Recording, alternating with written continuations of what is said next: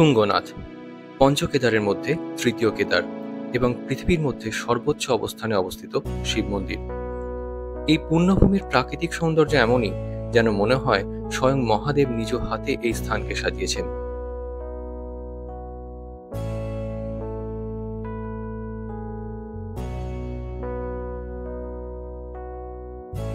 Motorable road চোপদা পর্যন্ত হয়ে শেষ হয়ে যায়। তারপর বাকি 4 কিলোমিটার চড়াই রাস্তা আপনাকে পায়ে হেঁটেই বেরোতে হবে। পথে আপনার সঙ্গী হবে রডোডেনড্রনের জঙ্গল, পাহাড়ি বুগিয়াল আর গিরিরাজ হিমালয়ের প্রাণ জোড়ানো সৌন্দর্য। এখানে প্রকৃতি সেজে থাকেন তার নিজের ছন্দে, আর হাওয়ায় বিরাজ করে এক স্বর্গীয় পবিত্রতা।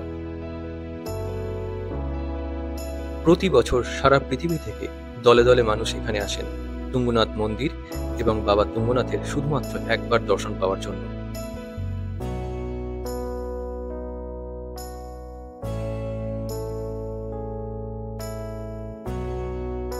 এখানে এলে আপনি হয়তো 5 তারা হোটেলের প্রশিক্ষণপ্রাপ্ত কৃত্রিম আতিথেয়তা পাবেন না। যা পাবেন তা হলো কিছু পাহাড়ি সরল মানুষের নিরাড়ম্বর কিন্তু আন্তরিক আতিথেয়তা।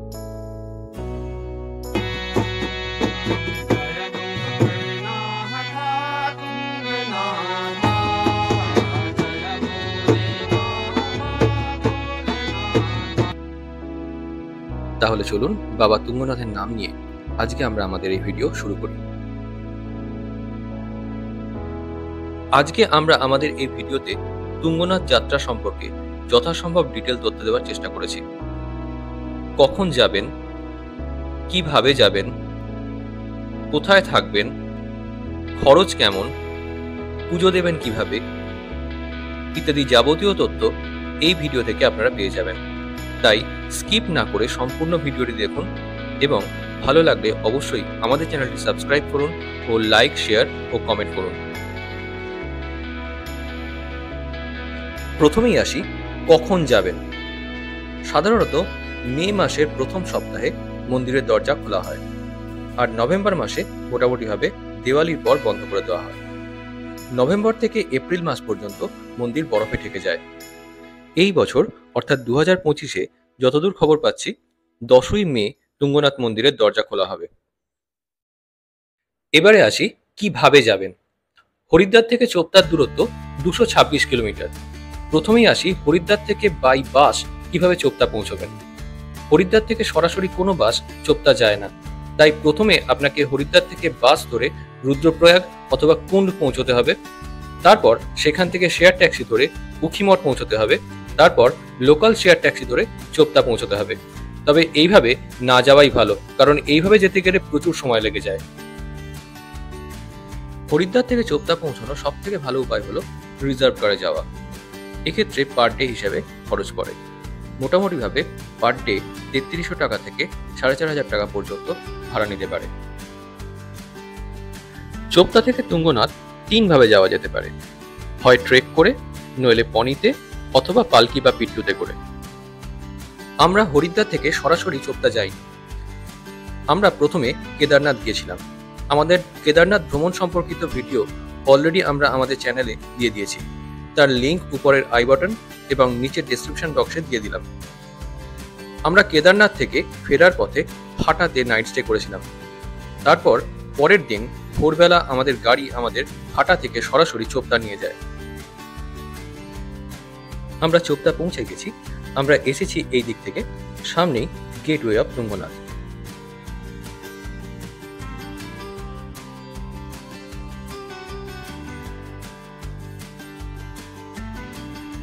ওই দেখুন, দেখা যাচ্ছে গেটওয়ে অফ তুঙ্গনাথ। ওই দরজা দিয়েই আমাদের তুঙ্গনাথ যাত্রা শুরু করতে হবে। চলুন এগোনো যাক। দরজার সামনেই দুজন ষাঁড় দাঁড়িয়ে। চলুন যাওয়া যাক। এখানের দোকানগুলোতে মোটামুটি প্রত্যেক কটাতেই এরকম লাঠি পাওয়া যায়। প্রত্যেকেই এই লাঠি ভাড়া নিচ্ছে একরকম বলতে পারেন, কারণ 50 টাকা করে লাঠির ভাড়া নিচ্ছে, আর ফিরে এসে যদি লাঠি ফেরত দেন তাহলে 20 টাকা আপনাকে রিটার্ন করবে।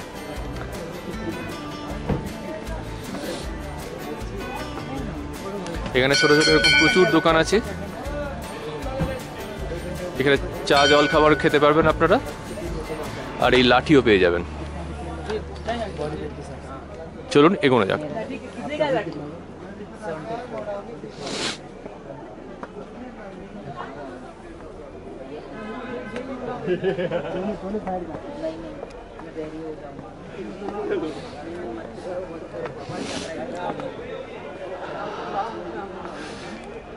এখান থেকে এরকম পালকিও ভাড়া পাওয়া যায়।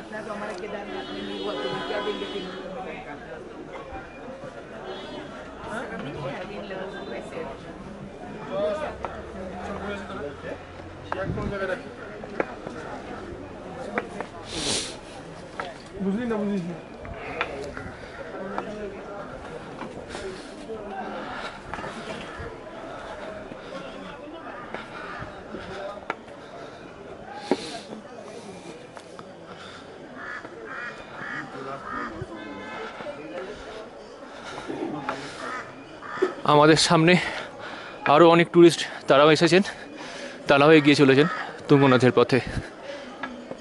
রাস্তা বেশ চড়াই, এখান থেকেই চড়াই শুরু হয়ে গেছে। সামনে ঘন পাইনের জঙ্গল।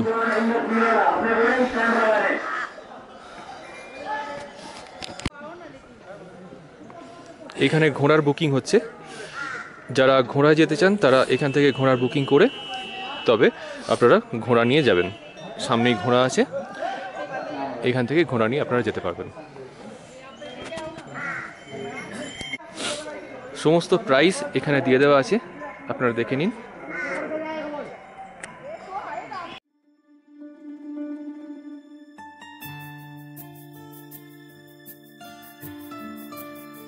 আমরা এগিয়ে চললাম বাবা তুঙ্গনাথের পথে। পথে আমাদের সঙ্গী হলো রডোডেনড্রন আর পাইনের জঙ্গল। মার্চ বা এপ্রিল মাসে এখানে এলে যদিও তুঙ্গনাথ মন্দিরের দরজা বন্ধ থাকে, কিন্তু এই রডোডেনড্রন গাছগুলো ফুলে ফুলে ভরে ওঠে আর চারিদিক বরফে ভরে থাকে।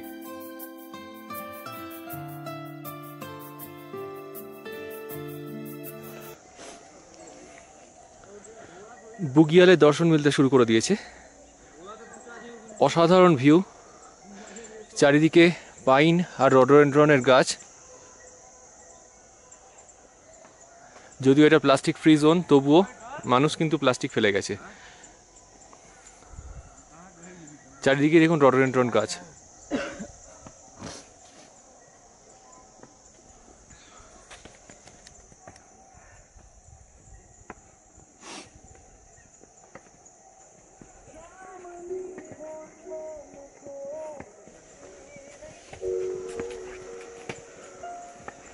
একটা পাখি বসে আছে, আমি পাখি কি নাম বলতে পারবো না, বসে আছে।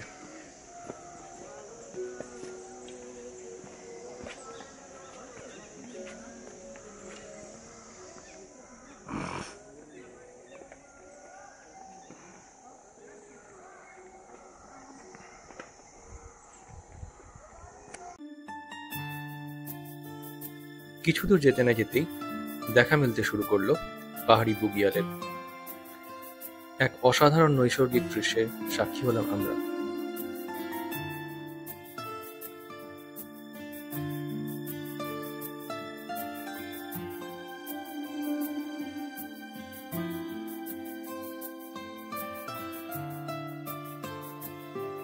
আমাদের মতো বহু দর্শনার্থী চলেছেন এই পাহাড়ি পথ বেয়ে। কেউ চলেছেন পায়ে হেঁটে, কেউ চলেছেন ঘোড়ায়, আবার কেউ বা পালকি বা পিট্টুতে। পরিচয় হলো বহু মানুষের সাথে। সেই রকমই আমাদের সাথে পরিচয় হলো দুজন আন্টিজির। ওনারা তুঙ্গনাথ দর্শন ছেড়ে ফিরছেন। आप लोगों का दर्शन कैसे हुआ? सब अच्छा हुआ बेटा, अच्छा हुआ, बहुत अच्छा हुआ। बहुत अच्छा हुआ। हाँ, आपका भी अच्छा बहुत हुआ। बढ़िया, बहुत बढ़िया दर्शन हुआ, बहुत बढ़िया दर्शन हुए बाबू। बहुत बढ़िया बेटा, बहुत अच्छा लगा। बहुत अच्छा लगा। हाँ बहुत अच्छा लगा।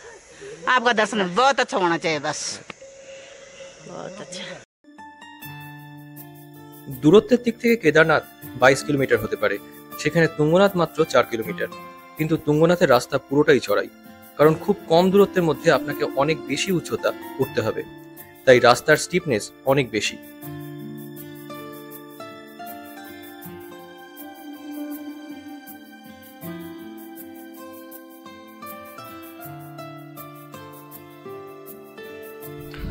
আপাতত আমরা এসে দাঁড়িয়েছি একটা ছোট পাহাড়ি দোকানে। এখানে চা, কফি, বিস্কুট, জল, ম্যাগি ইত্যাদি পাওয়া যাচ্ছে। এখানে একটা কথা বলে রাখি, চোপতা থেকে তুঙ্গনাথ যাওয়ার পথে কেদারনাথের মতো অত দোকান নেই। হাতে গোনা কয়েকটি মাত্র দোকান আপনারা পাবেন এখানে।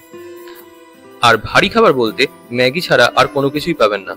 তাই চেষ্টা করবেন যাত্রা শুরু করার আগে চোপতা থেকে আপনারা আপনাদের পছন্দ মতো কিছু খেয়ে তারপর বেরোনোর।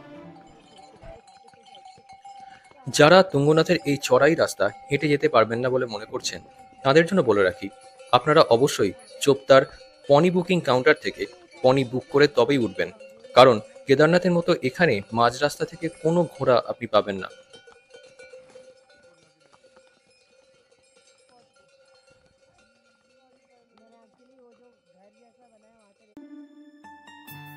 এই চড়াই রাস্তায় হাঁটতে হাঁটতে এক এক সময় মনে হয় পথ যেন আর শেষ হচ্ছে না। একজন দর্শনার্থী বলেছিলেন, যখন সমস্ত বড় গাছ শেষ হয়ে যাবে, শুধু চারিদিকে তৃণভূমি দেখা যাবে, তখন বুঝবেন বাবা তুঙ্গনাথের মন্দির এসে গেছে।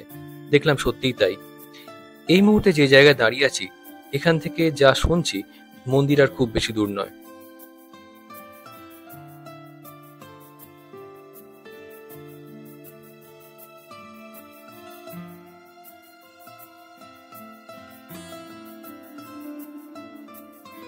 আমরা এখন যে জায়গায় দাঁড়িয়ে আছি, এখান থেকে সরাসরি বাবা তুঙ্গনাথের মন্দির দেখা যাচ্ছে। আমি আপনাদের জুম করে দেখাচ্ছি। ওই দেখুন বাবা তুঙ্গনাথের মন্দির।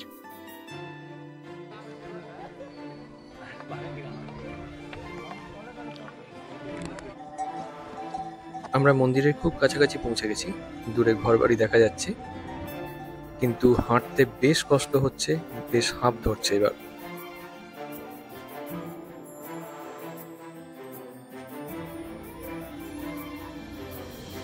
দেখুন বড় গাছ এখানে কিন্তু শেষ হয়ে গেছে, এখানে শুধুই গ্রাসল্যান্ড।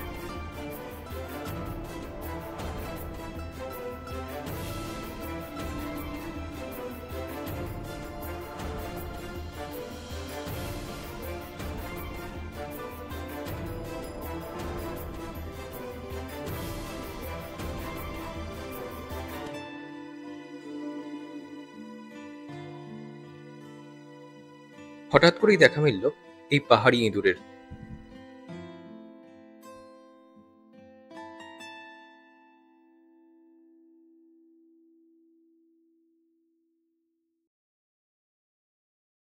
নমস্কার, আমরা এবার তুঙ্গনাথে পৌঁছে গেছি। এই সামনেই তুঙ্গনাথ মন্দির। এখানে একটা কথা বলে রাখি, পুরো রাস্তাতে অর্থাৎ চোপতা থেকে তুঙ্গনাথ পর্যন্ত পুরো রাস্তাতে ভারী খাবার বলতে একমাত্র ম্যাগি পাওয়া যাচ্ছে। চোপতাতে পাবেন অন্য খাবার, আবার তুঙ্গনাথে এসে পাবেন অন্য খাবার। এখানে এসে আমরা আলুর পরোটা অর্ডার করেছি। তাই এখানে আসতে গেলে এই মানসিক প্রস্তুতি নিয়ে আসবেন যে শুধুমাত্র আপনি ম্যাগি পাবেন।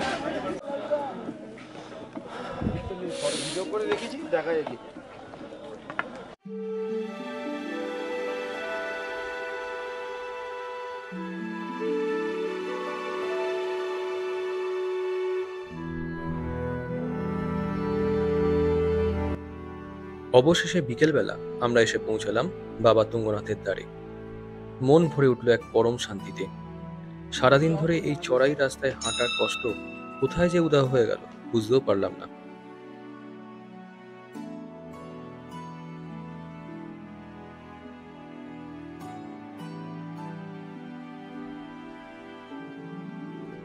এদিকে সূর্যদেব পশ্চিম আকাশে অস্ত যাচ্ছেন।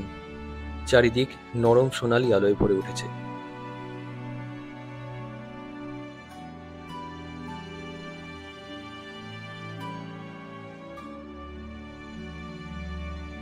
এরই মধ্যে হঠাৎ করে মেঘের চাদর সরিয়ে দেখা দিলেন সূর্যাস্তের লাল আলোয় আলোকিত মাউন্ট চৌখাম্বা।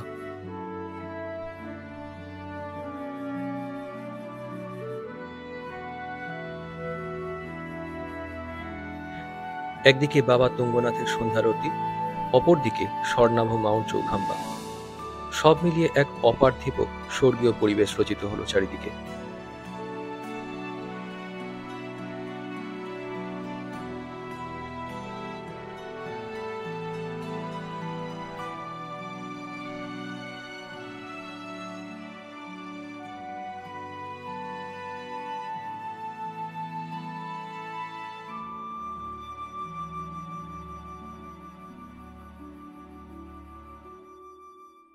তুঙ্গনাথ মন্দির চত্বর থেকে একটু উপরে আরেকটি মন্দির রয়েছে। এখান থেকে সরাসরি চন্দ্রশিলা দেখা যায়। ওই দেখুন চন্দ্রশিলা। এই বিকেলবেলাতেও অনেকেই চন্দ্রশিলাতে উঠছেন।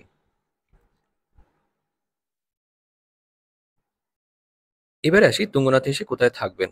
তুঙ্গনাথে থাকার জন্য সব থেকে ভালো অপশন হলো তুঙ্গনাথ মন্দির কমিটি গেস্ট হাউস। এছাড়াও বেশ কয়েকটি ছোটখাটো হোটেল আছে এবং কালীকমলি আশ্রম আছে। এই ব্যাপারে একটা ডেডিকেটেড ভিডিও আমরা খুব শিগগির তৈরি করছি। এবারে তুঙ্গনাথে আমরা আছি তুঙ্গনাথ মন্দির কমিটি গেস্ট হাউসে। এই হলো তুঙ্গনাথ মন্দির কমিটি গেস্ট হাউস। তুঙ্গনাথ মন্দির কমিটি গেস্ট হাউস কিভাবে আপনি বুকিং করবেন তার কন্ট্যাক্ট নাম্বার এবং ট্যারিফ স্ক্রিনে দিয়ে দিলাম। ট্যারিফ মোটামুটি 2000 টাকা পার ডে। ওই হলো তুঙ্গনাথ মন্দির, আর এই মন্দির চত্বরেই রয়েছে তুঙ্গনাথ মন্দির কমিটি গেস্ট হাউস। এটি হলো তুঙ্গনাথ মন্দির কমিটি গেস্ট হাউস। এই সম্পর্কে একটা ডিটেল ভিডিও আমরা খুব শিগগির পাবলিশ করব। তার লিঙ্ক উপরের আই বাটন এবং নিচের ডেসক্রিপশন বক্সে দিয়ে দেবো। আজ তুঙ্গনাথে আমরা রাত্রি কাটাচ্ছি। আমরা তুঙ্গনাথ মন্দিরের ঠিক নিচেই বলবীর রানা ভাইয়ের হোটেলেতে খাচ্ছি। এখানে রুটি, আলুর তরকারি আর চা দিয়ে আমরা আমাদের রাত্রির ডিনার সারলাম।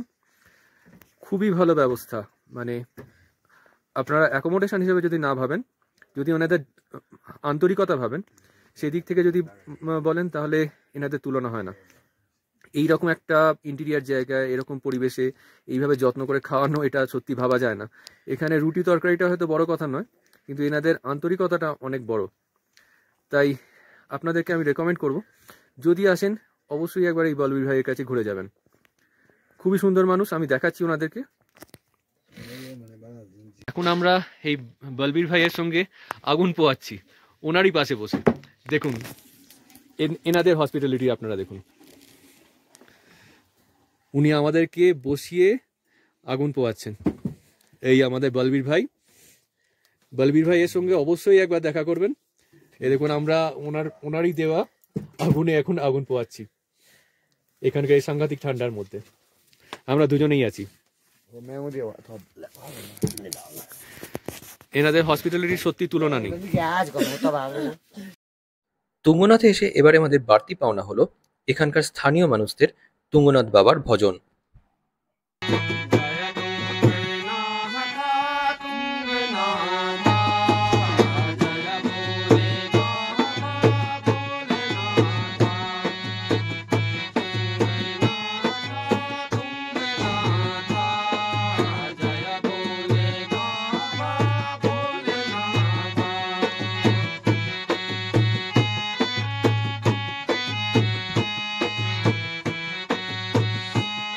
এর সঙ্গে আরো বাড়তি পাওনা হলো এখানকার পুরোহিত মশাই আমাদেরকে তুঙ্গনাথ বাবার ইতিহাস সম্পর্কে শোনালেন। जी ने हृदय और भुजा के दर्शन दिए थे, तो फिर यहाँ अच्छा, शिवलिंग की स्थापना हुई। और वो ये पांडवकालीन मंदिर है, 5,500 साल पहले का।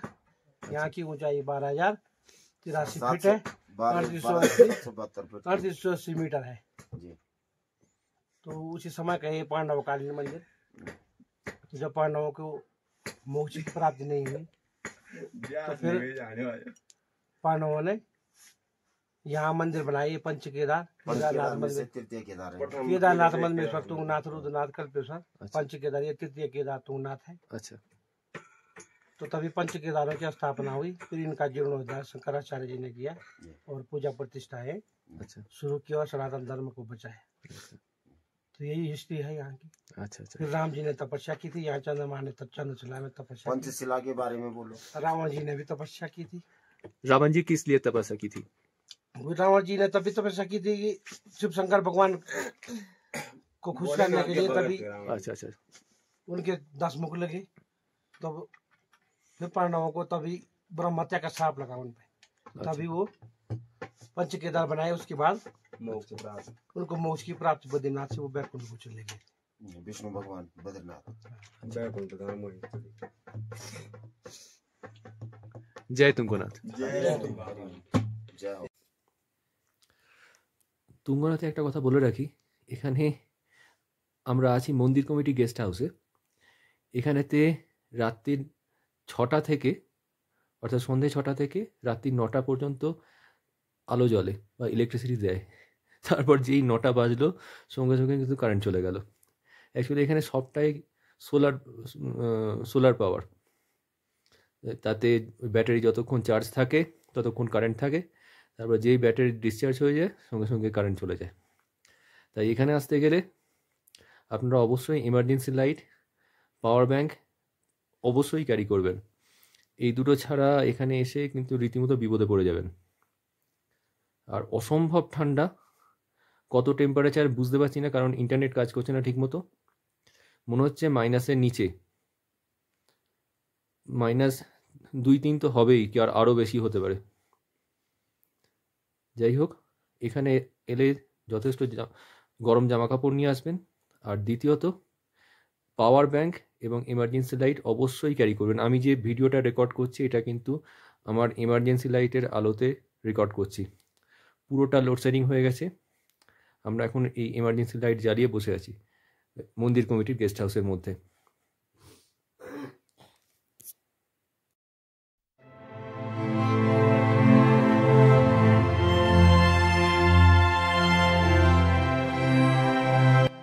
ভোরবেলা দরজা খুলতেই দেখা পেলাম দিগন্ত বিস্তৃত মাউন্ট চৌখাম্বার। সূর্যোদয় হচ্ছে, সেই আলোয় মাউন্ট চৌখাম্বার রং কি অসাধারণভাবে পরিবর্তিত হচ্ছে। মুগ্ধ হয়ে দেখলাম, উপলব্ধি করলাম এই স্থানের স্বর্গীয় পবিত্রতাকে।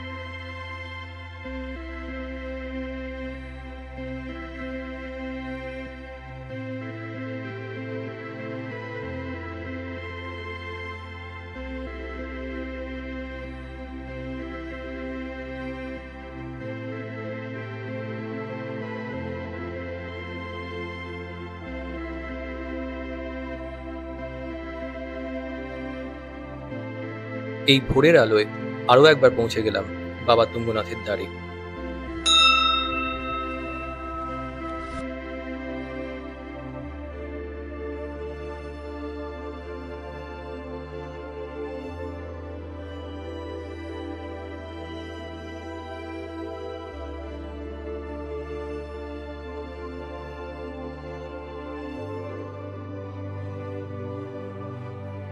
এখান থেকে সরাসরি দেখা যাচ্ছে শ্বেত শুভ্র মাউন্ট চৌখাম্বা।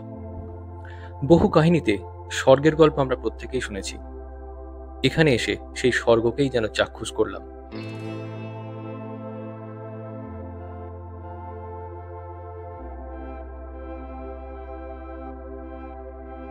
এরই মাঝে সবুজ বুগিয়ালের ওপর একটি ঘোড়া মনের আনন্দে ঘাস খেয়ে চলেছে।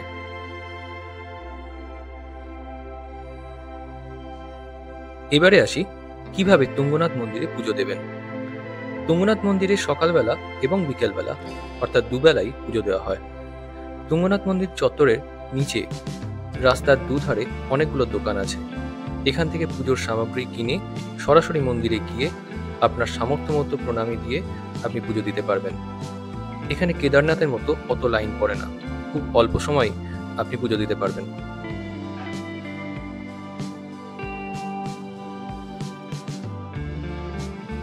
এবারে আসি খরচ কেমন পড়তে পারে। এখানে আমি হরিদ্বার টু হরিদ্বার একটা রাফ এস্টিমেট দিলাম। এক্ষেত্রে যদি আপনি চোপতা থেকে তুঙ্গনাথ পনি বুকিং করে যান তাহলে কেমন খরচা পড়তে পারে তার একটা হিসাব দিয়েছি। টোটাল মোটামুটিভাবে 19,800 থেকে 20,800 টাকা মতো পড়তে পারে। এবারে আমাদের তুঙ্গনাথ মন্দির কমিটি গেস্ট হাউস এবং গাড়ির ব্যবস্থা করেছিলেন বশিষ্ঠ ট্রাভেলসের মিস্টার তাপস সরকার। আমাদের কেদারনাথ ভ্রমণের যে ভিডিও করেছি আমরা, সেখানে ওনার সাক্ষাৎকার আমরা ডিটেলে দিয়েছি, প্রয়োজন মতো সেটি দেখে নিতে পারেন। আর ওনার কার্ডের ডিটেলস এখানে দিয়ে দিলাম, প্রয়োজন মতো ওনার সঙ্গে যোগাযোগ করতে পারেন। আমাদের কেদারনাথের ভিডিওর লিঙ্ক ওপরের আই বাটন এবং নিচের ডেসক্রিপশন বক্সে দিয়ে দিলাম, প্রয়োজন মতো দেখে নেবেন।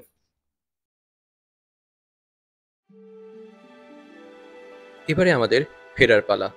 মনে হচ্ছিল আর একটা দিন থাকতে পারলে হয়তো ভালো হতো, কিন্তু সেটা তো সম্ভব নয়, কারণ আমাদের মতো সাধারণ মানুষের সব ক্ষেত্রেই হয়তো সময় বেড়াজালে বেঁধে থাকতে হয়। এখানে আসার সময় নিজেদের প্রয়োজনীয় কিছু সরঞ্জাম ছাড়া আর কিছুই আনতে পারিনি, কিন্তু ফেরার সময় সঙ্গে করে নিয়ে চললাম বাবা তুঙ্গনাথের প্রসাদ আর সারা জীবনের জন্য কিছু সুখ স্মৃতি।